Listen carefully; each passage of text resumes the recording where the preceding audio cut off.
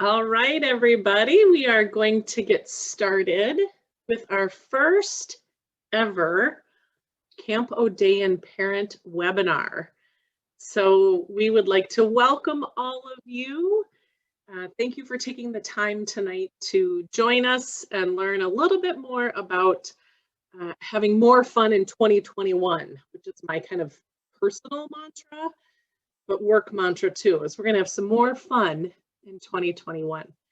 The purpose of this webinar is to give you a little bit of a glimpse into how we're going to be making our program decisions and when we're going to be making those program decisions.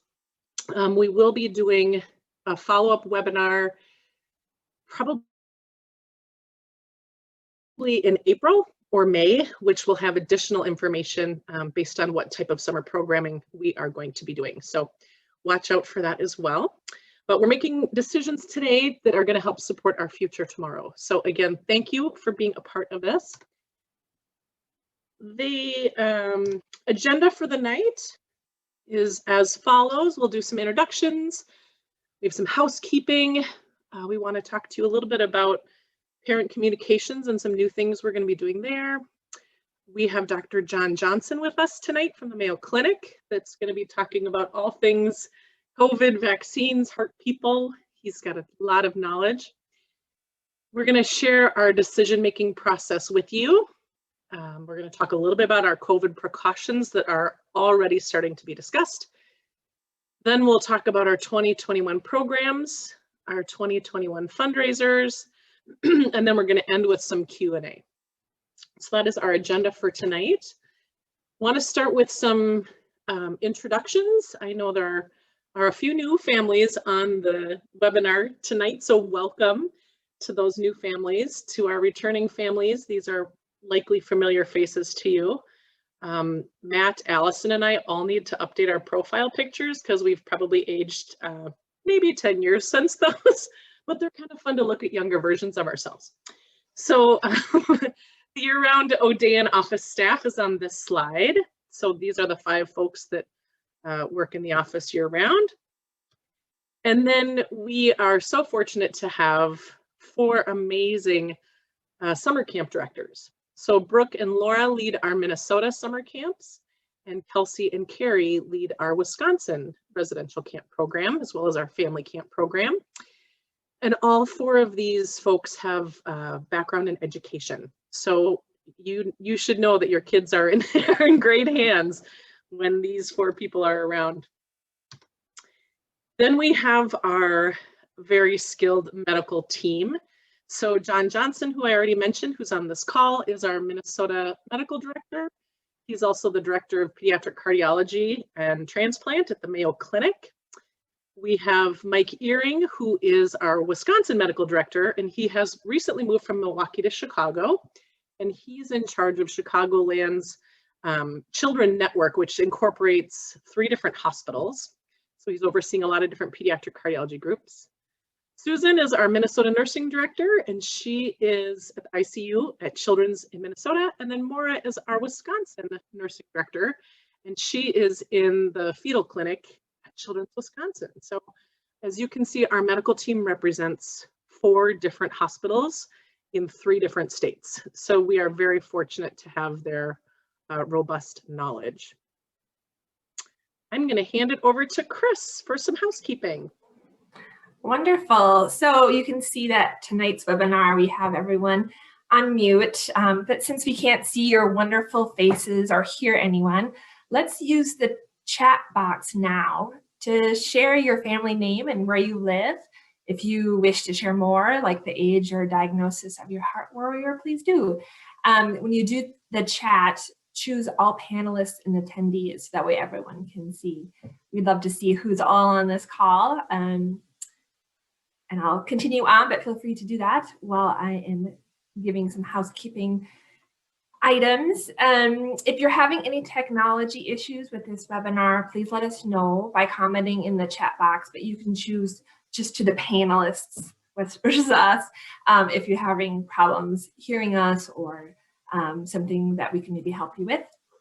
If you have questions during tonight's webinar, we ask you to use the Q&A function rather than the chat. So in the Q&A, you will be able to see your question as well as other questions that have been asked so far, which is nice because you can kind of vote up a question if it's the same one that you have. We'll try to address all questions by the end of the webinar. At the end of the webinar, we'll go through all the questions that have come through.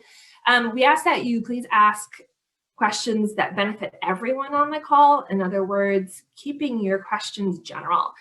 We are not able to answer questions that are specific to your camper in this webinar, but if you do have questions that are specific to your camper, feel free to contact us. We give the email of info, I-N-F-O, @campodayin.org, and I received that. And so feel free to email us there if needed. And then when you registered for this webinar, thank you for submitting your questions. We plan to address many of these tonight. As Sarah mentioned, we have another parent webinar in the spring where we'll continue to answer your specific questions about summer camp. So we'll get to as much as we can tonight, and then we'll have definitely more details to share in the spring. And we'll be recording and sharing this webinar on our website. So please feel free to share with other Heart families that may not be on tonight's call. That would be wonderful. So parent communications, we share a lot of information through email. You know, as Heart families, you receive our general emails like our quarterly newsletter and details about our fundraisers, but we also have special Heart family emails that are packed full of information about activities, when to register, and etc. And so you may have noticed that we have had a new email template for our Heart family emails. There's now a section for camper programs, and there's a section now for parent opportunities. We want to highlight who these programs are focused for. And so email is our main way of sharing information with you. However, we also provide information on Facebook and Instagram. And our webpage is also a really good source of information about our camp programs and activities. So if you ever have questions, head that way. Again, if you're not finding what you need, email us at info@campodayin.org. If you don't think you're getting our emails, please reach out to me. I can make sure that you are signed up. Again, email info@campodayin.org, and we'll make sure that you get emails so you're in the loop of what everyone else is reading. And finally, keep an eye out for a survey that we'll be sending in an upcoming email. Your feedback and thoughts are really important to us. In this survey, we're going to be asking a short set of questions about your comfort level with in-person summer camp. So we'd love to hear from you when we send that out. Thank you. Wonderful. Now we are going to hand it over to Dr. Jon Johnson, who is still at work in the Mayo Clinic at the hospital. And right before we started our webinar, he's like, hang on a minute, I'm going to make an espresso.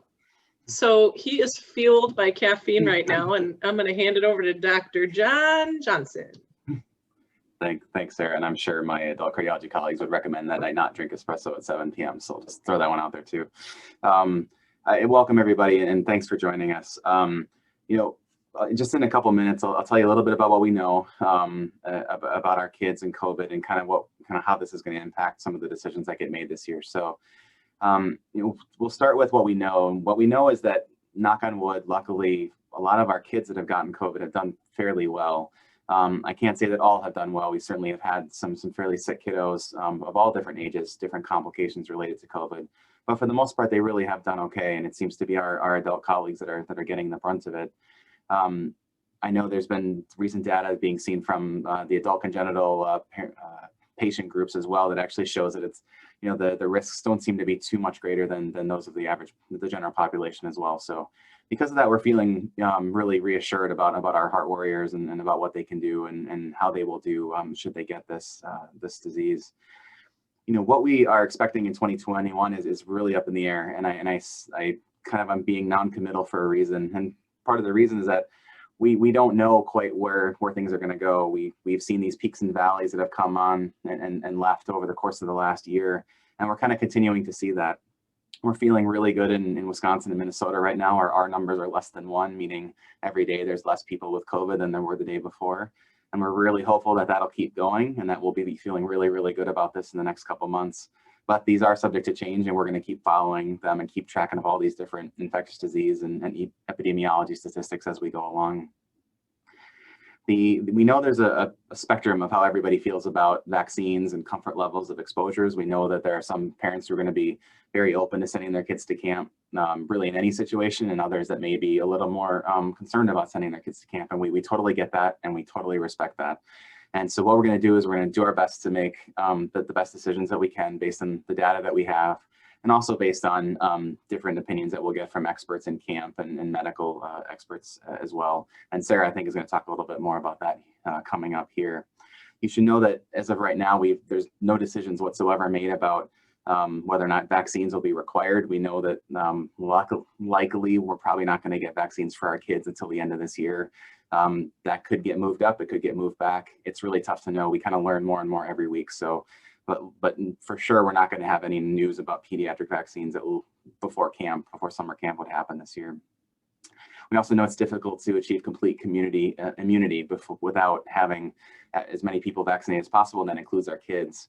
And so what that means is that, even if we are able to get as many people vaccinated as possible, we are able to do camps, that we're going to have to do all the usual precautionary measures. And I think, again, we're going to talk about this a little bit, but we'll have to, for 2021, likely you're going to be wearing masks in most situations for quite a while here. I should tell you, overall, I'm feeling about as optimistic as I have in about a year about COVID and everything that's involved and everything with my patients. I run the transplant program here, and it's been a nerve-wracking, anxiety-filled year trying to make sure that our transplant kids have been safe and all of our other kids have been safe. And we're really crossing our fingers that our trajectory that we're on will kind of keep going forward.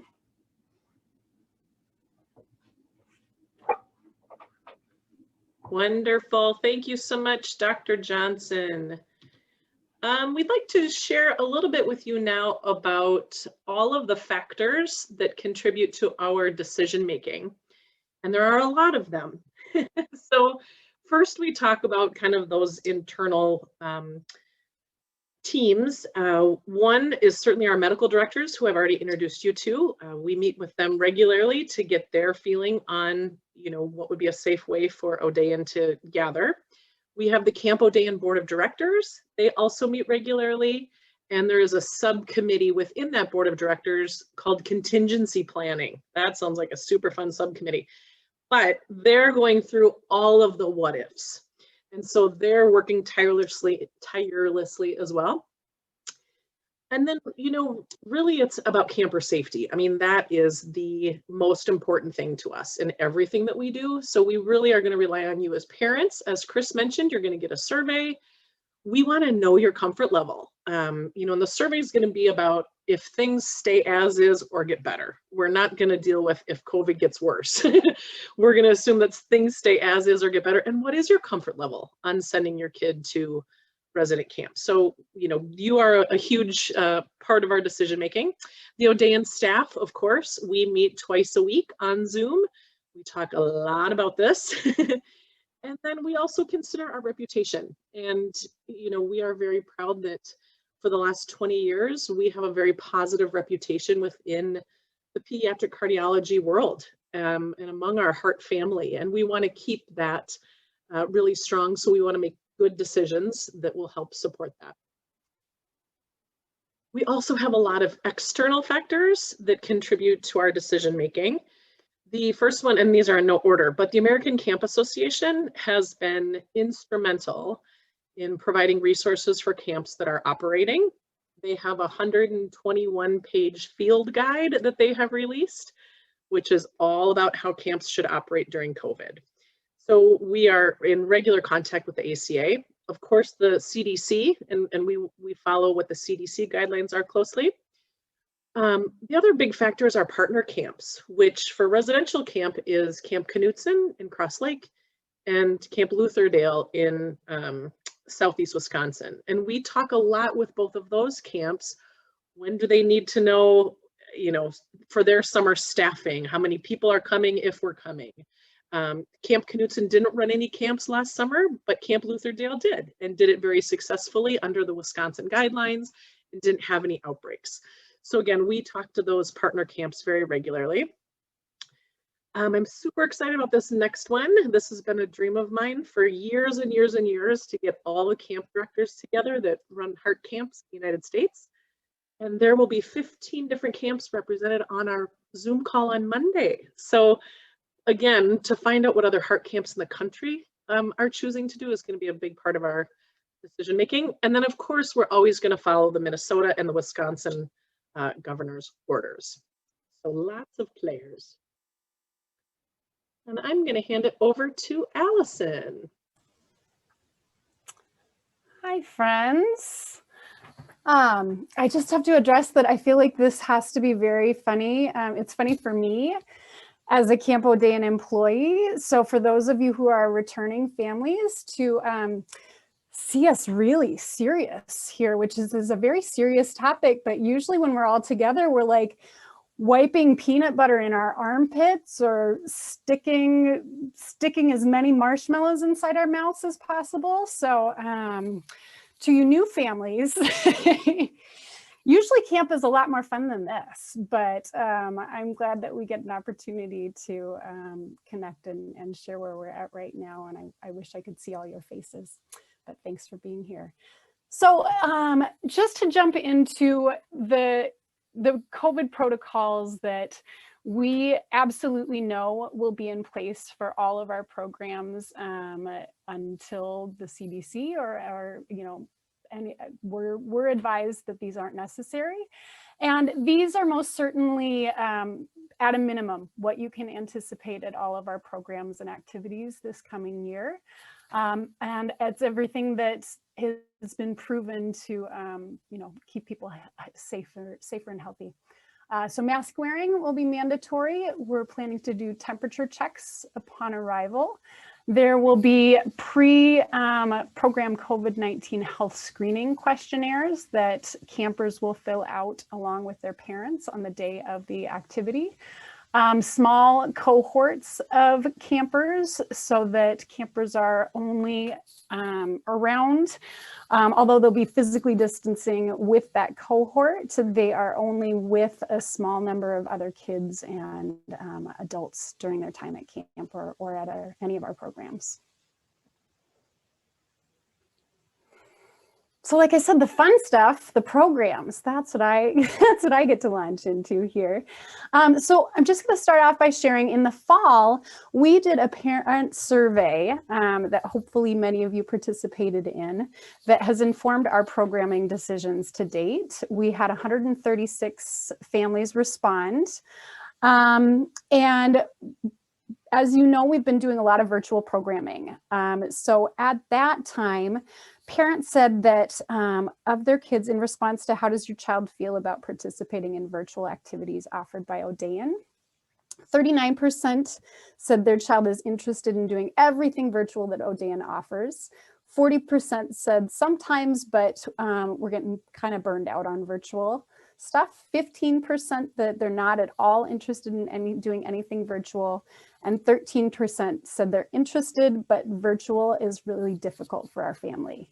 So we know that there are people who want to be meeting in person, and people who are loving the virtual. And that's what we heard back from this survey too, is we have families that are pleading with us to host in-person activities, and those who are really, really grateful that the virtual opportunities are available.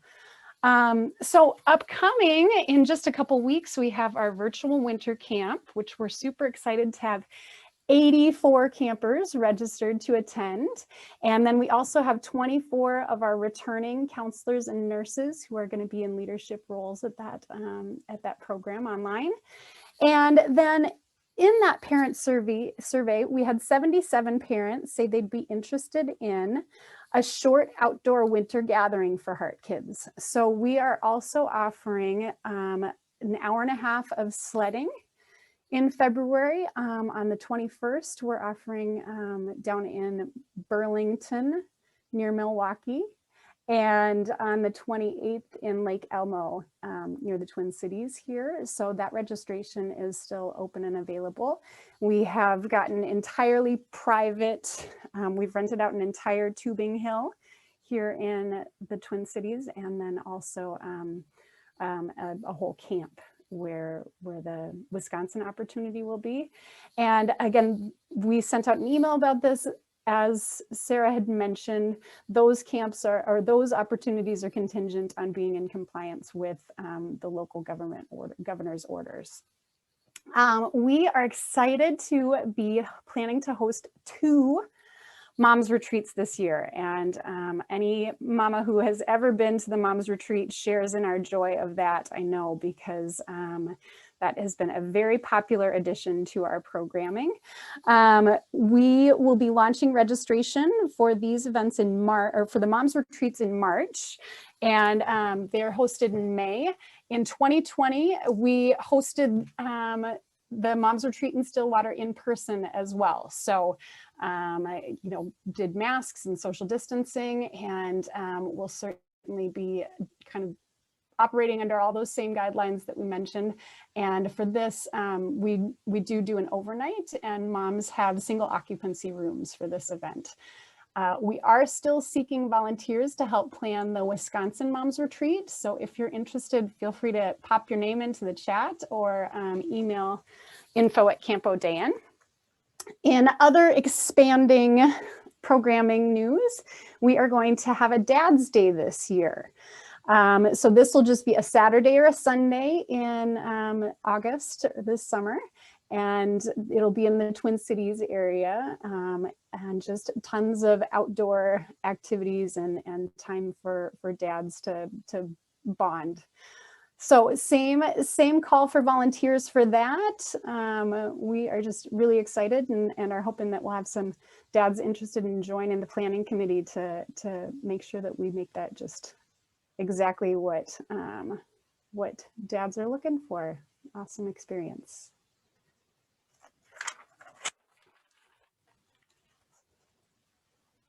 Thanks, Sarah Mesler. And the moment everybody's waiting for, what's going on with summer camp? And as John and Sarah mentioned, we are planning to make that decision by March 1st and communicate that to everybody, but we want to give you some insight into what the possibilities we're considering are. First of all, unrelated to anything about the pandemic, we have decided that this year we are not going to be hosting our day camp program for kindergarten through 3rd graders. That's typically at the Dodge Nature Center. And we have just seen a steady decrease in attendees, particularly when we added or lowered the age for residential camp down to 1st graders. We saw a lot of families choosing to send their kids to res camp instead of day camp, which is awesome.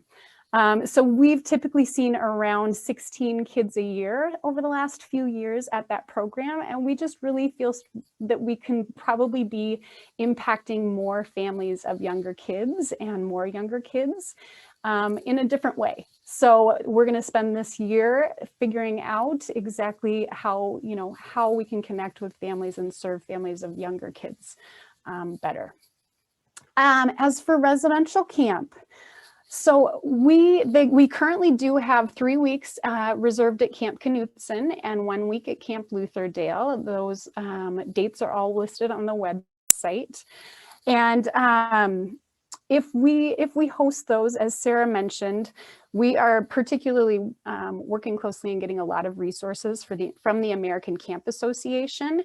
They have compiled a ton of research and case studies from camps who've operated this past year, and their risk reduction interventions. And so those are just major considerations that we're taking into we're factoring in, and also that Lutherdale and Knutson, both of those camps have extensive and detailed COVID precautions that they've created based on what other camps are doing as well. And the alternative, if we were not to do our residential camp programs this summer, We are looking at offering a single day camp in multiple different cities across the Midwest. So basically taking kind of Odayin on the road and doing just, kind of full day, 6-8 hour days, 8 hour days, perhaps, I don't know, of outdoor activities. So if this is the plan, we would be looking at a map of our previous campers' residences, figuring out kind of where people are located so that we could reach as many heart kiddos as possible. And we certainly would also survey parents for kind of location preferences, how far people would be willing to drive so their kids could connect with other heart kids. And then in addition, if we did that, we would offer a virtual camp program. Most of you probably know in 2020, we offered Hearts at Home virtual camp, which served 177 campers and was just a fun, great way to connect in 2020 when we knew we weren't able to get together. So March 1st, we'll have more information in the summer camp department. Family camps, we are planning and are very, very hopeful and optimistic that we can be together in person for our family camp programs. So those are scheduled in October and November. Typically, we launch registrations either the end of August or the start of September. And those host sites as well, Camp Wapo and Wonderland Camp, they've both continued to serve guests and have a lot of detailed COVID precautions in place that they've been implementing over Wonderland, certainly over the past year, and Wapo, they've been doing kind of smaller groups.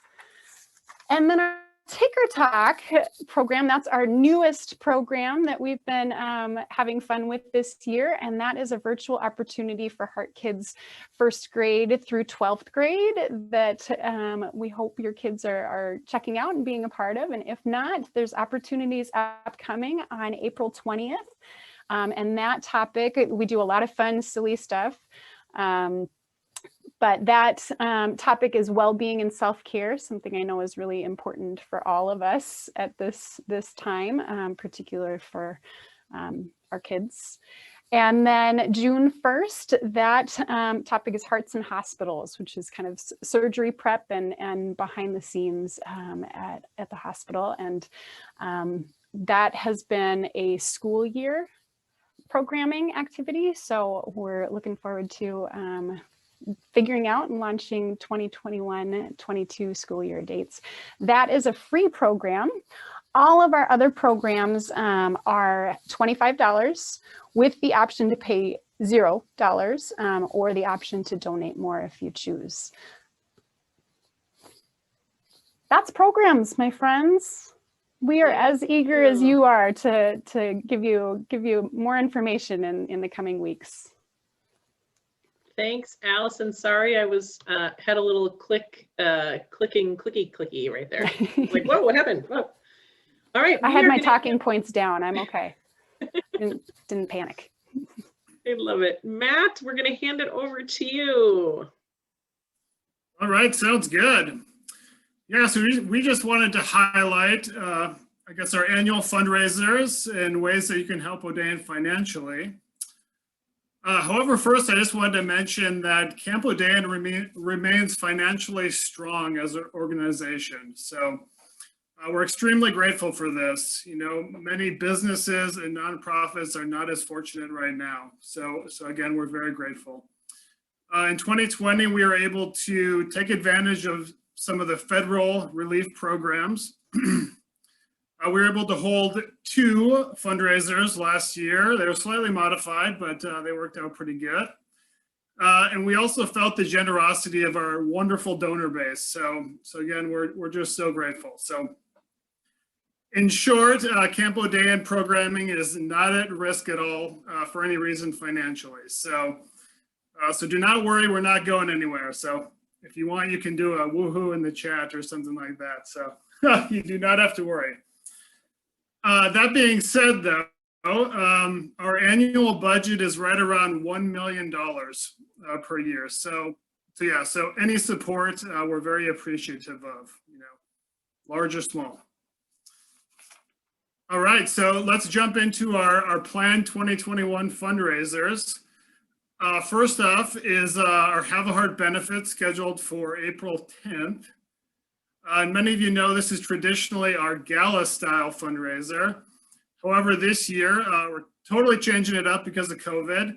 And we're going to do a drive-in style event, similar to like a drive-in movie or something like that. It's actually taking place at the Camp Odayin World Headquarters parking lot, which is super exciting. So again, it's going to be very fun and unique. You'll get some registration info for that soon, both by email and also by snail mail. We're going to send out a postcard.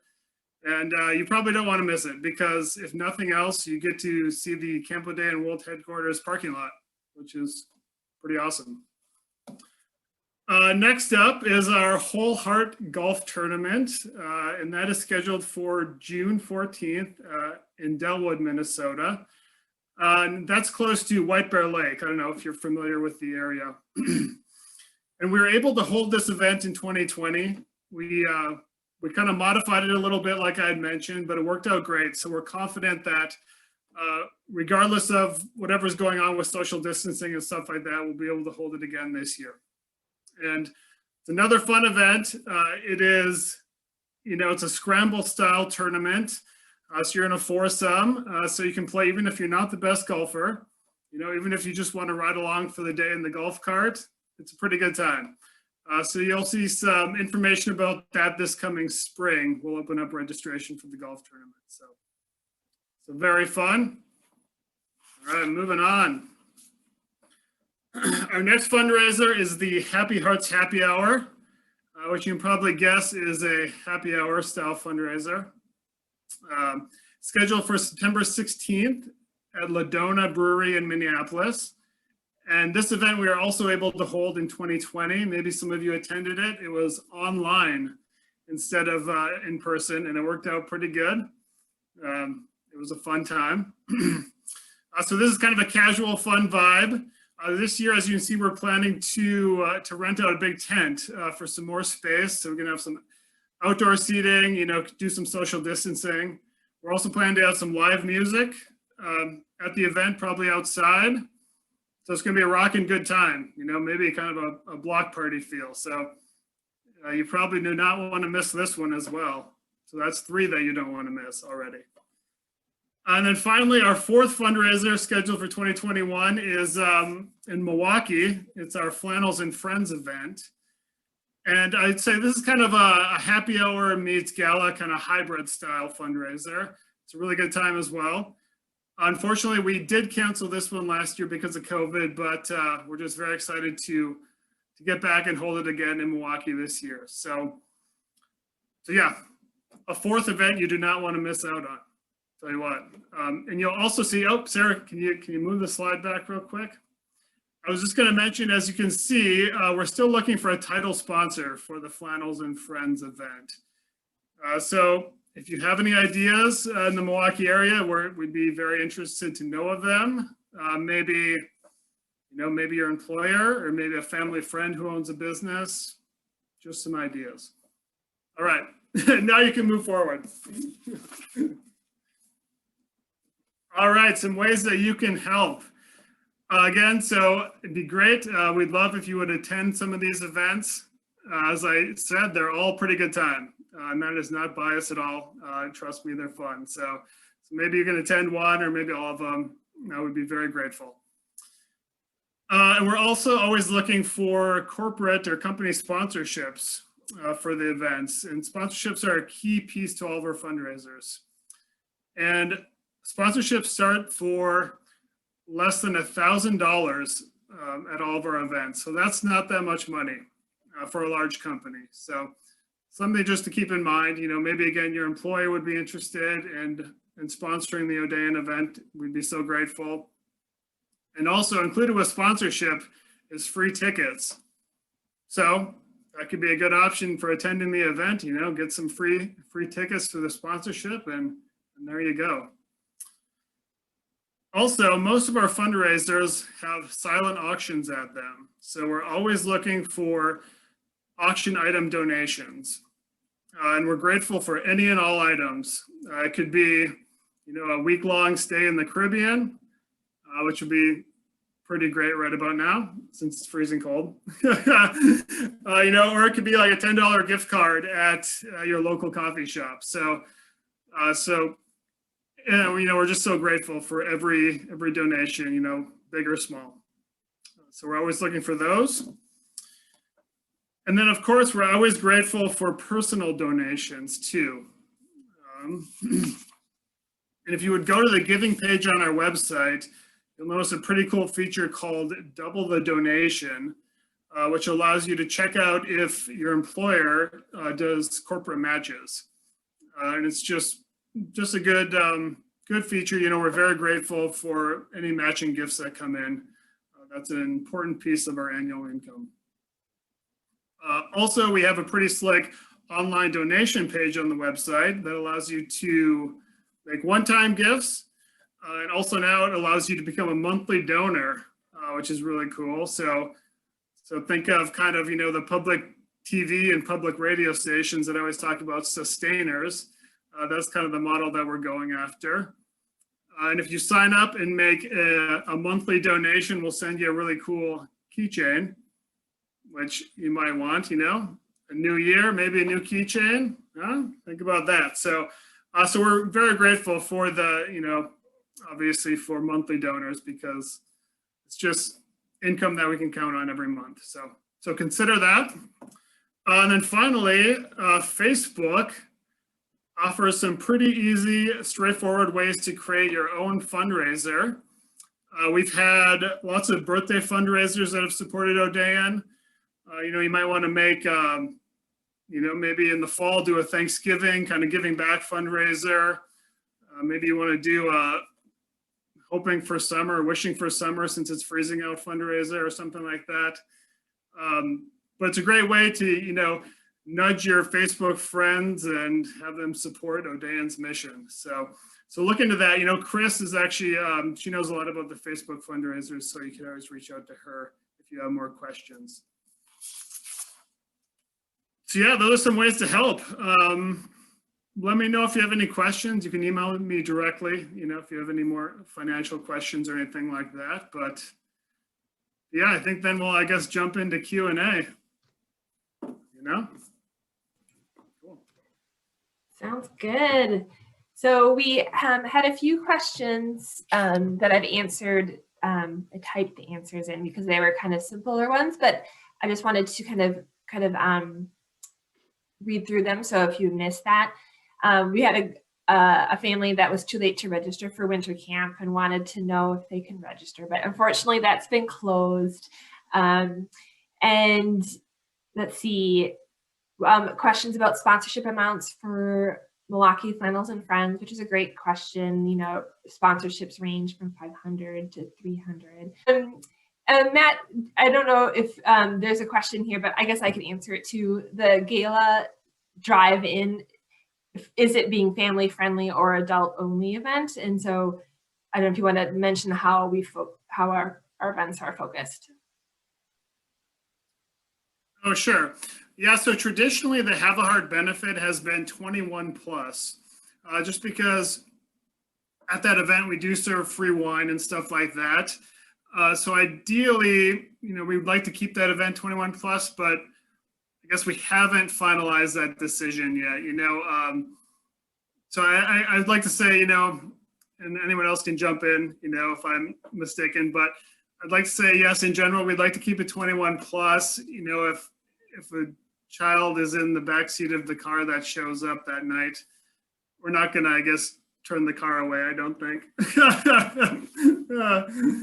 But in general, again, Have a Heart benefit is a 21 plus event. Great, thanks, Matt. And then I have a question came in, which is a great question. And maybe Sarah or Dr. Johnson can answer it. Is asking about sleeping arrangements. Kids can't wear masks when they're sleeping. And that also makes me think of, eating arrangements. So, kids can't wear masks when they eat. So I don't know if either of you want to touch on that, on what kind of, how we're going to handle those kind of situations. Yeah, I can start us off, Dr. Johnson, if that's okay. And just from what I've learned with the American Camp Association and how Camp Lutherdale handled that successfully, probably no mask swimming either, right? So waterfront is kind of a big gray area right now of how to execute waterfront successfully. But I know what Camp Lutherdale did last summer, and keep in mind the amount of pediatric cases of COVID last summer compared to the number of pediatric COVID cases we will have this summer is going to be drastically different. We'll probably have a lot more this summer because kids are in school and playing sports, where last summer, there weren't many pediatric cases. But what Lutherdale did is all of the bunk beds were moved to be 6 feet apart, and they alternated a camper sleeping on the bottom bunk, then 6 feet apart was a top bunk, then 6 feet apart was a bottom bunk.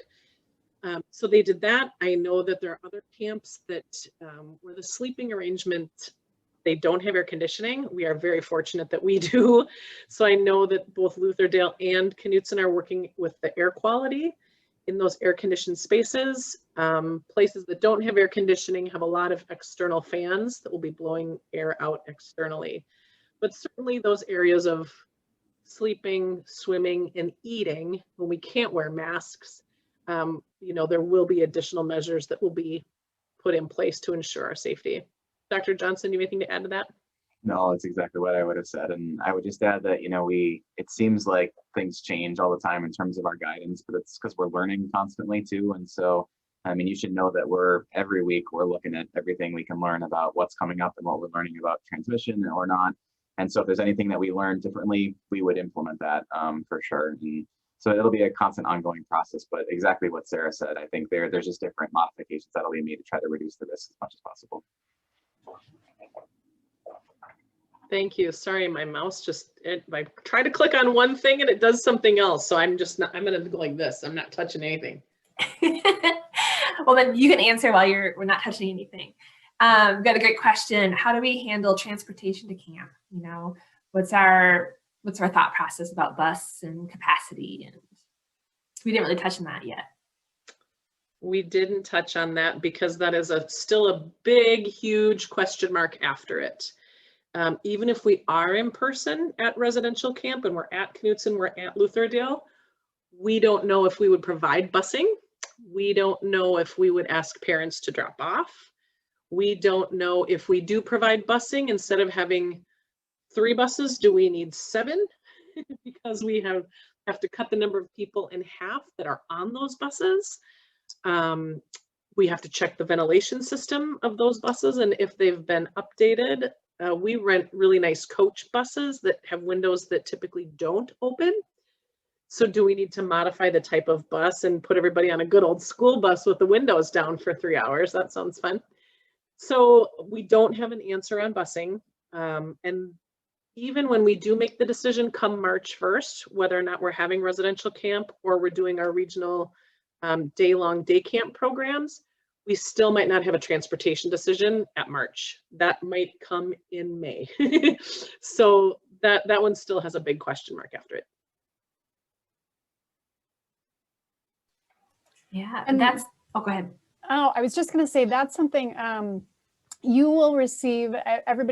We've referenced a parent survey, and our plan is to send a very, very brief 1-question survey out to families this Friday.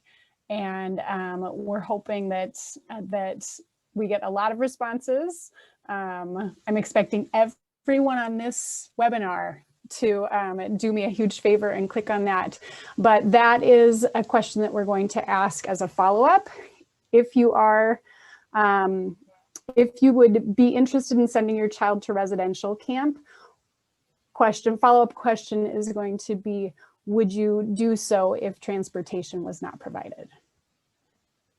So that's a decision that we'll make in part based on feedback that we really need from parents.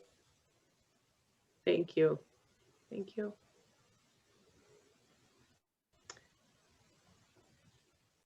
Any other questions at this point? Either type them in the Q&A little box there. I'm looking at the ones that were submitted ahead of time, and it looks like we've answered those.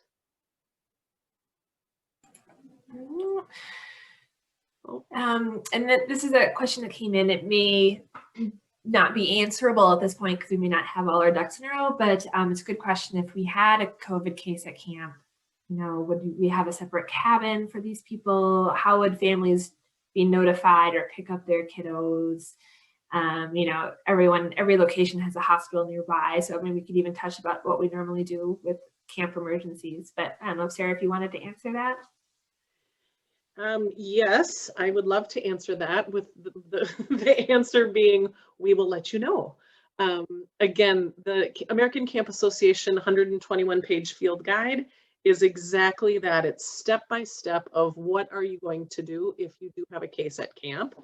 And then what we're also doing is partnering what the ACA is saying with each partner camp. So we're taking the ACA, we'll take Camp Knutson, and then we will come up with our plan because all the buildings are different at our different sites. So whether we can reserve a whole dorm as quarantine or it's just a room.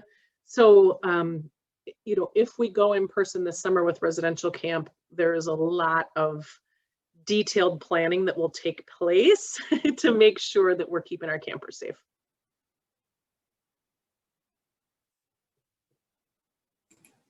Great. Another question. I don't know if Dr. Johnson, you see that one? Yeah.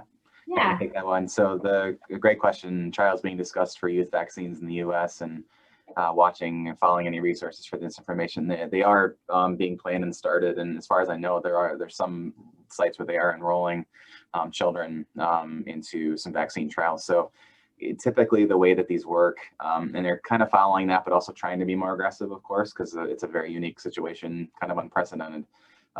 Is you get the adult vaccines approved for the adults, and then you do it for the teenagers, and you kind of go younger and younger, make sure that you have safety data at each particular spot. And that's often where a lot of our even like for our cardiology medications, that's how they get studied.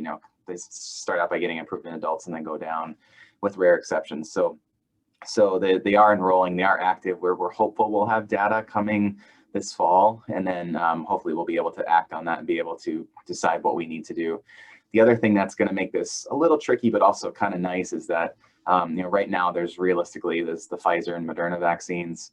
There's a Johnson & Johnson one, there's a Oxford one, AstraZeneca, that are all kind of in their final stages of approval as well. It's possible we're going to have like 6 or 7 different vaccines by this fall.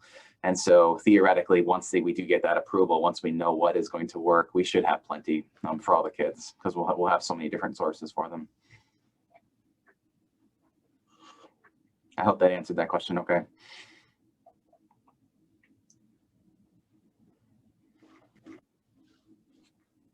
Wonderful. Is that it for questions, Miss Chris? Yes, I think we did a great job getting everyone's questions answered. That's of course, there's going to be wonderful. more, so thank you. Yes, we're going to end with a little video to share with you. Hey y'all, Brooke here, the program director. Thank you so much for coming to the webinar tonight. We hope you learned a lot of great information. It warms my heart knowing that we will get to see some of you very soon. But in the meantime, from my home to yours, we hope you are having a very fun and safe winter. Here's the newest addition to the Odayin family, Miss Liv.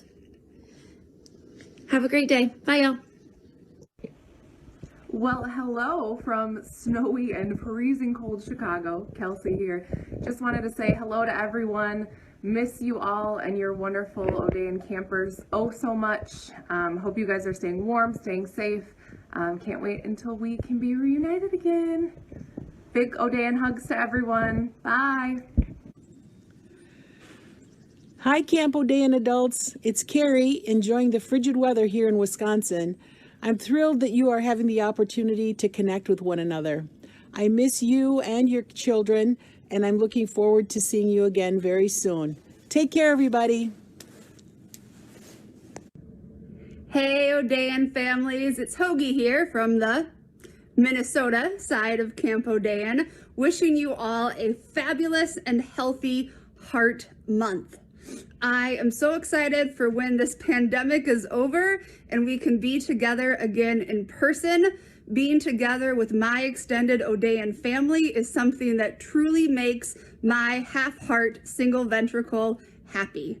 I hope that you are all staying healthy, staying safe, and staying warm. Bye, families. We miss you.